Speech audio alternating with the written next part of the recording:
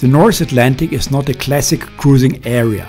It's rather something for sailors who don't like the heat of the Mediterranean summer, or want to escape crowded harbors, or are tired of anchoring in overcrowded bays. Why not follow the Vikings, who sailed from Norway to Iceland in open boats over 1,000 years ago? The distances are not that big. 600 nautical miles is the shortest distance between Bergen in Norway and the east coast of Iceland. If you make a stopover on the Faroe Islands, the distance to the next landfall is only 300 nautical miles. Therefore, in the range of a usually quite reliable weather forecast, even for not so fast sailing boats.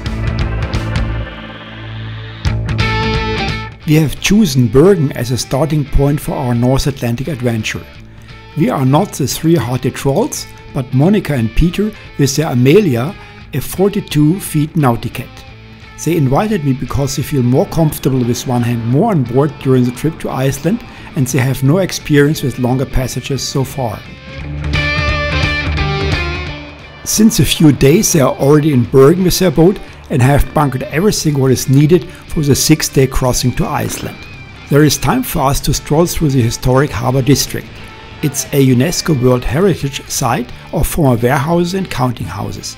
They now serve as galleries and stores, as well as cafes, restaurants and bars, overlooking the other modern side of the city.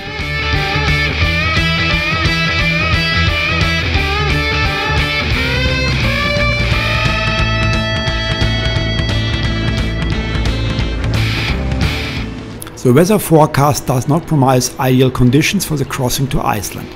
There would be easterly winds generated by low pressure systems that should pass south of us with great regularity.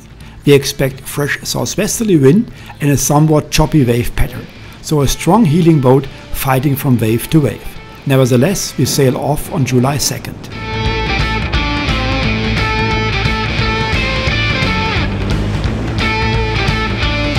As forecasted, the wave pattern is choppy and stressful for sensitive stomachs that first need to get used to the erratic shift movements. The basic supply is ensured with dry bread. The desire for fancy cuisine experiences is strongly reduced. We sail through the big Troll gas field in the twilight of a Nordic summer night. By a friendly lady's voice we are informed by radio about the minimum distance of 500 meters to be kept to platforms. Apparently, she was unsure because of our tacking between platforms if we know and follow the rules. In the morning of the third day at sea, the Faroe Islands come into sight. We have already decided to make a stop there. The sea conditions are anything but easy, the wind is supposed to increase even more, and a break will do everyone on board good.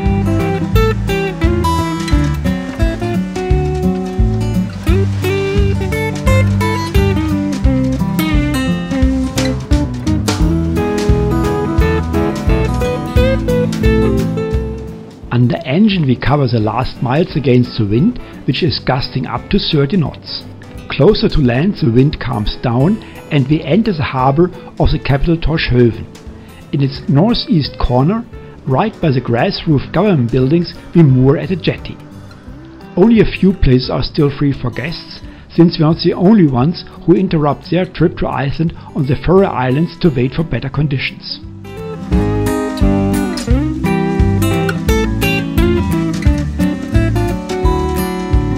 Monica and Peter met Paul from Faroe Islands on a previous cruise to Scotland. If they ever sail to Faroe Islands, they should please contact him. A few hours after our arrival, he is on the jetty and we have an extremely knowledgeable guide for an afternoon excursion to Kirkjubur. There is not only the ruin of an Irish cathedral from the 13th century, which was probably never completed, but also the so-called King's Farm from the 11th century, probably the oldest wooden house in Europe still inhabited today.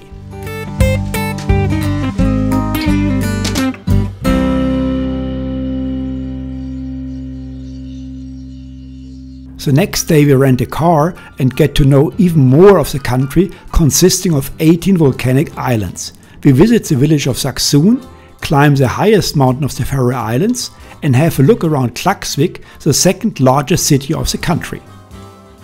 The hamlet of Saksun is a typical Faroese idyll. Steep mountainsides with waterfalls, sheep on green pasture, grass-covered houses and a white painted church.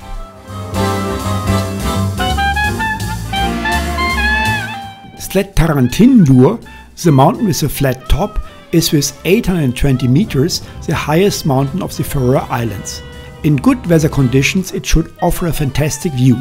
Unfortunately, we cannot confirm this. Clouds came up during the ascent and at the summit plateau we are standing in dense fog.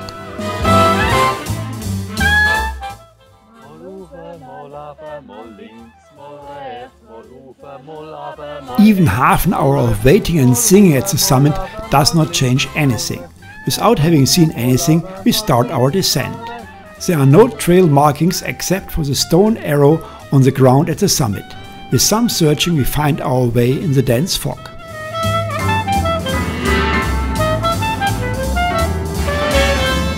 About 4,000 people live in Klaksvik.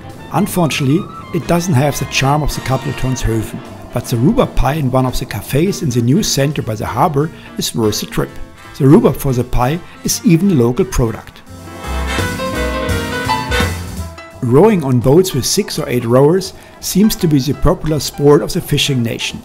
In many places we see crews practicing. Fascinating how these rowers accelerate these boats and keep the pace.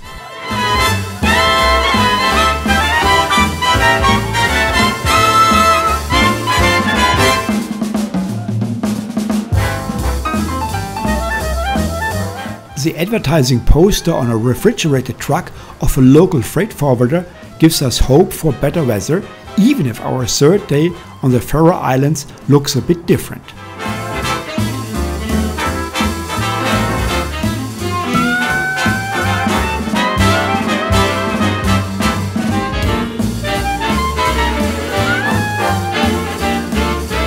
On 8th of July we continue our journey to Iceland.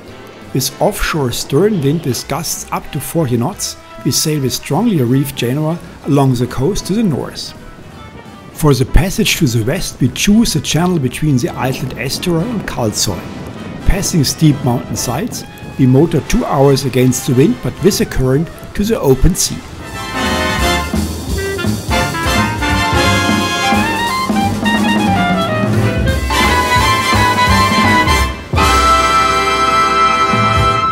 The 2.5 day crossing to Iceland is quite uneventful. The wind is often from the west and sometimes so weak that we do not tack against it but sail with the engine. The boat lies so calm that Monica can bake fine cakes. In the last night before the landfall, fog came up. It's caused by the meeting of a cold current coming from Russia and humid air from the south. For hours we sail through the ghostly grey.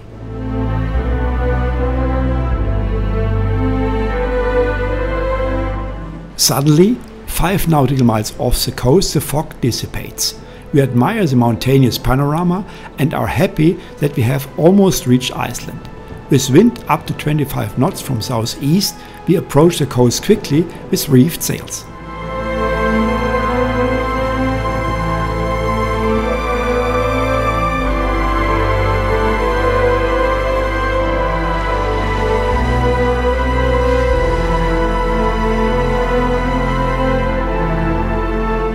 Our destination is Seydisfjördur, at the end of the fjord of the same name. As we enter the 20-kilometer long fjord, the wind calms down. For almost 2 hours a stunning landscape passes by, until we moor at the pier near the local fish factory at midnight in pleasant brightness.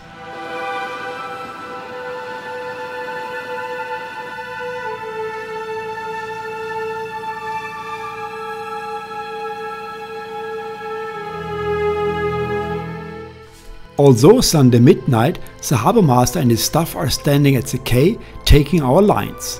The affable harbour master says goodbye with a remark: if you are looking for darkness, we would have to come back in September.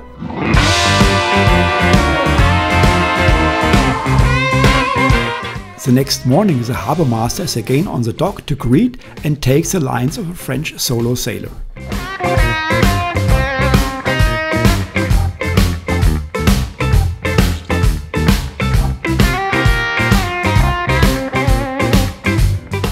We go for a walk through the village of 700 people with its pale blue church as a main attraction.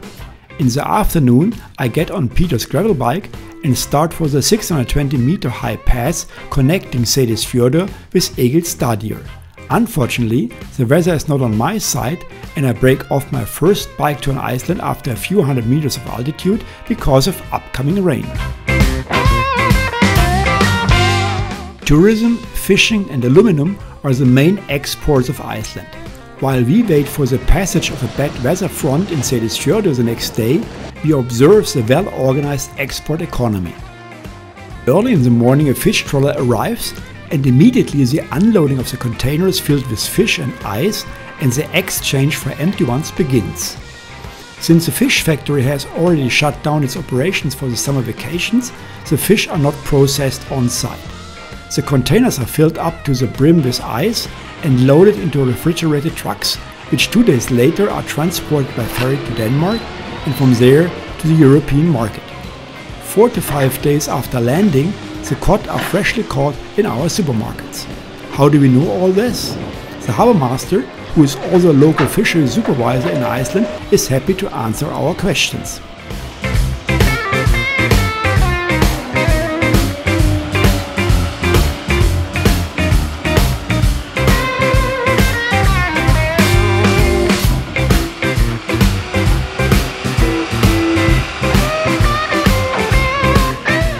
Filling the water tanks is nothing special, except in this port where the hose has no stop valve. Since the streams also flow into the sea without stopping, why turn off this little bit of water?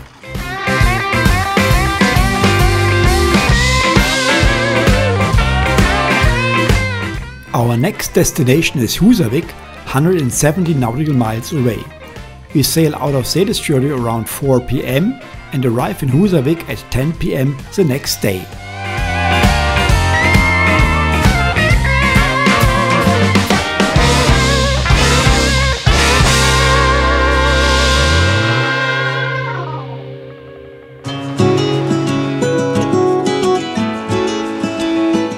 Just south of the Arctic Circle, we enjoy the fascinating colors of the twilight of the midnight sun. Since the longest day of the year is already 3 weeks ago, the sun disappears for 2 hours behind the horizon. It sets in the northwest and reappears in the northeast. In the morning we pass the peninsula Langanes, where for a few seconds we watch a whale. At the northeast corner of Iceland we reach the Arctic Circle, the northernmost point of our journey, at 66 degrees, 33 minutes and 55 seconds north. As a reward we enjoy a big portion of chocolate ice cream.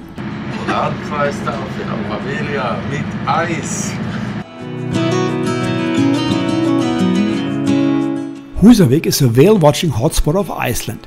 With former beautiful restored fishing boats and modern highly motorized speedboats, tourists are driven out to the sea in high frequency.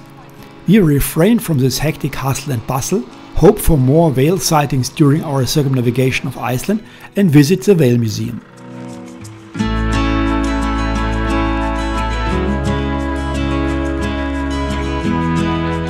In the museum, complete skeletons of 11 different whale species are exhibited, alongside with a lot of exciting information about the peaceful marine mammals.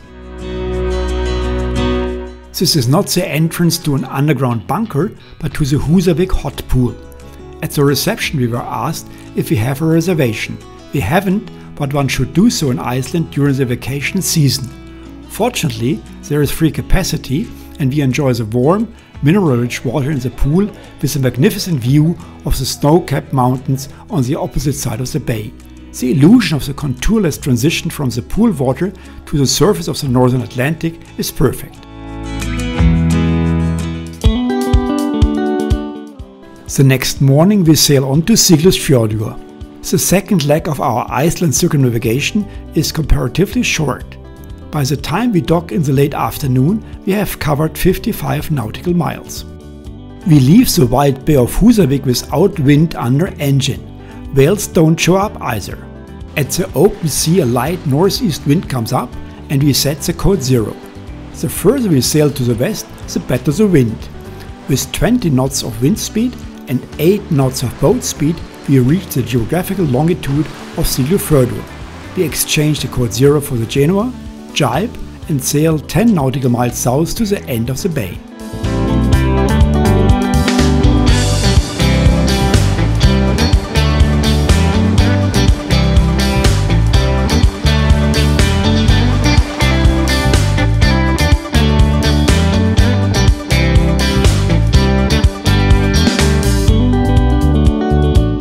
The harbour pier stretches the entire length of the village.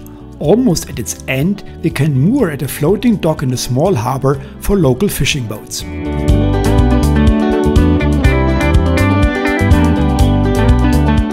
The history of the rise and fall of Seydisfjördur is written by the herring shoals that once migrated north of Iceland. Up to 15,000 people worked here during the summer fishing season. In some years they generated 20% of Iceland's export volume, until 1968, when the herring stopped coming back due to overfishing.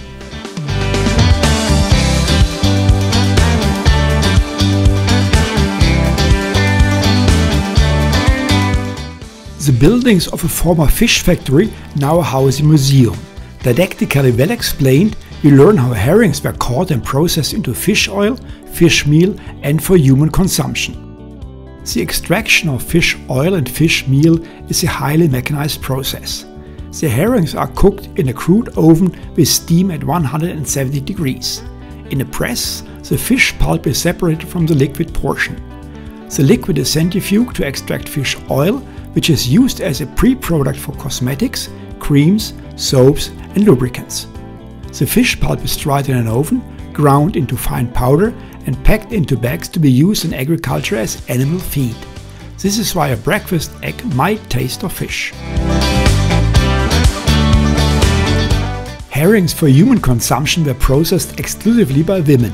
In piecework, they cut off the heads, remove the entrails, and place them, salted layer by layer, with a layer of salt in between, in the transport barrels.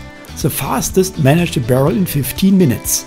Work was not done in 8-hour shifts, but only until the catch was processed. Only the fast processing guaranteed that the fish arrived fresh at the consumers. The quarters of the so-called herring girls, as part of the museum, are in the same condition as they were used during the last fishing season in 1968.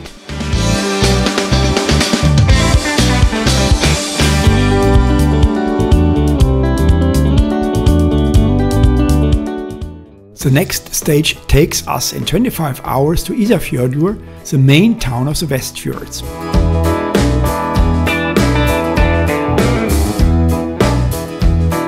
In the morning it looks like a sunny farewell from Seydisfjördur. As we release the lines and jog to the gas station, the fog descends so far that we can no longer see the other side of the bay.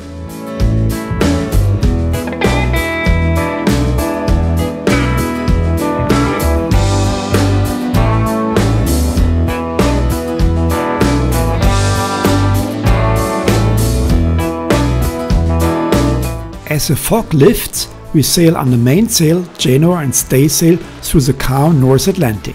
A pod of dolphins joins us, but soon turns away again.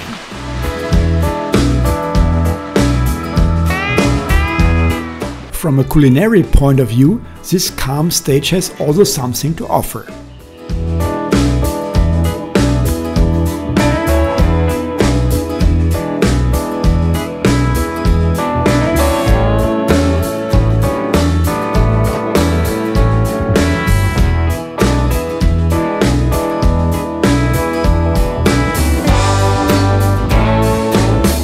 Once again, we experience a sunset and sunrise in short succession.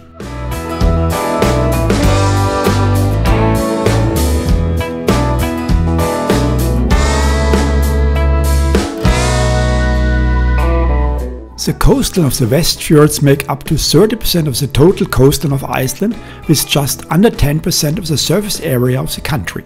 The sparsely populated Westfjords are home to 3% of Iceland's population.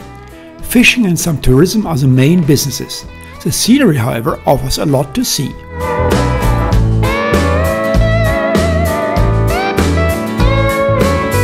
Seydisfjördur is the largest municipality in the Westfjords with 2,700 inhabitants. The small town, situated on a sandbank at the end of the branch of the fjord of the same name, is only 170 nautical miles away from the nearest point of Greenland.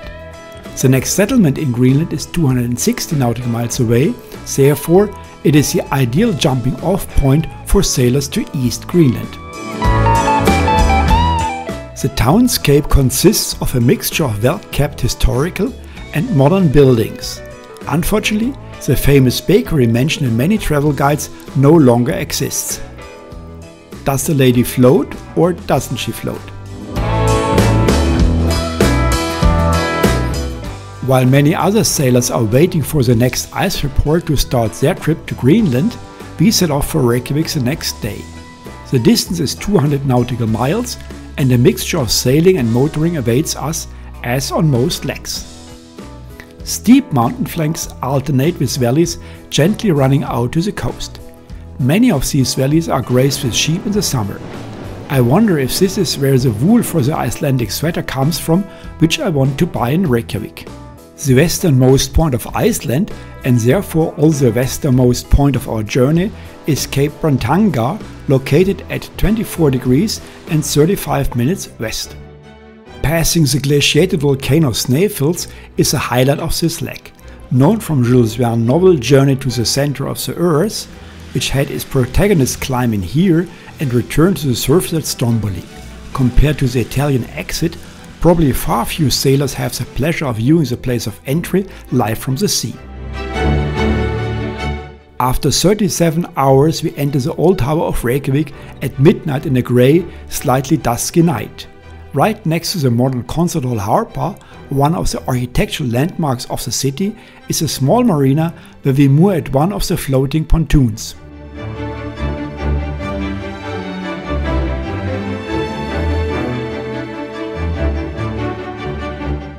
We want to stay here for 2 days.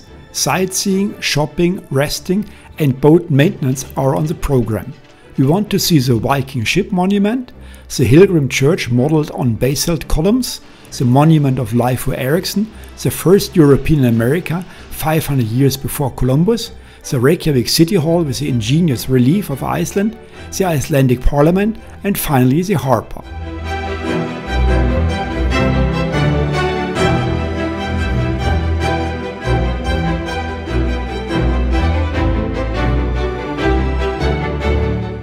On July 24th, we start for the last leg of our circumnavigation of Iceland.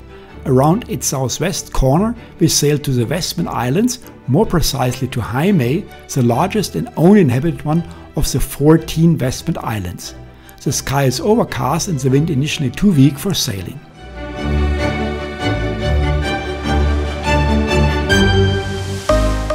The large steam clouds of the geothermal power plant at Cape Brecanes are impressive. The waste heat is used to heat Iceland's largest hot pool, the Blue Lagoon.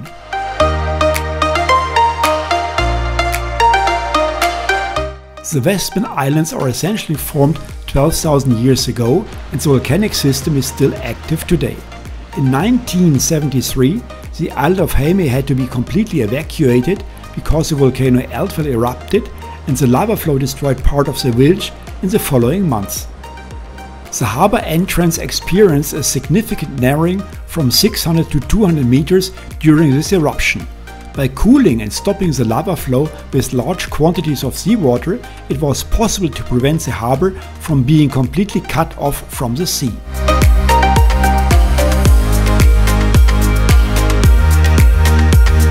While Peter catches up on the missing sleep of the last night's trip, Monica and I walk up to the volcanic rim above the harbour on a hiking trail laid in the steep terrain. At the beginning still with cloudy sky and light rain, however, as the clouds disappear we admire the rich green of the steep meadows and the terrific deep views.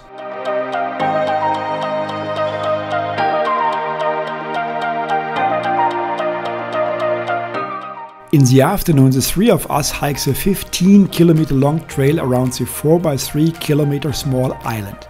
Mostly along the cliffs that surround almost the entire island, we are in search of the cute puffins.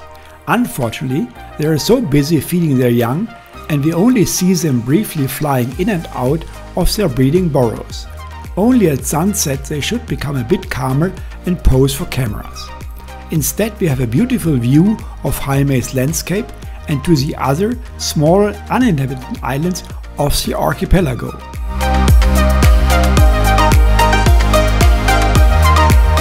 Another day we wait on Jaime for the right weather for our trip through the North Atlantic back to the southeast. We use this waiting day for the hike to the volcanoes Eldfell and Helgafell and the fascinating landscape surrounding them.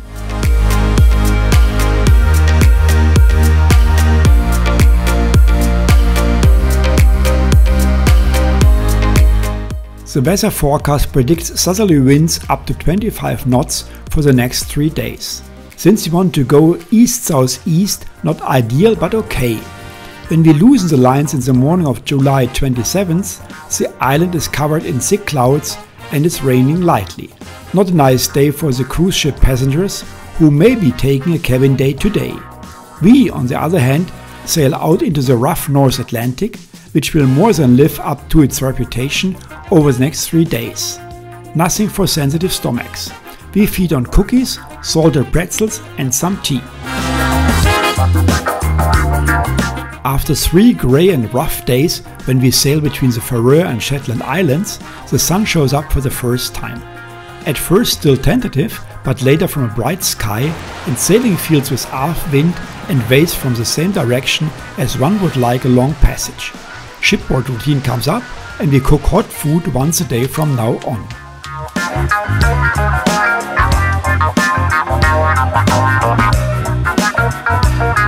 We have long since we left Iceland's territorial waters.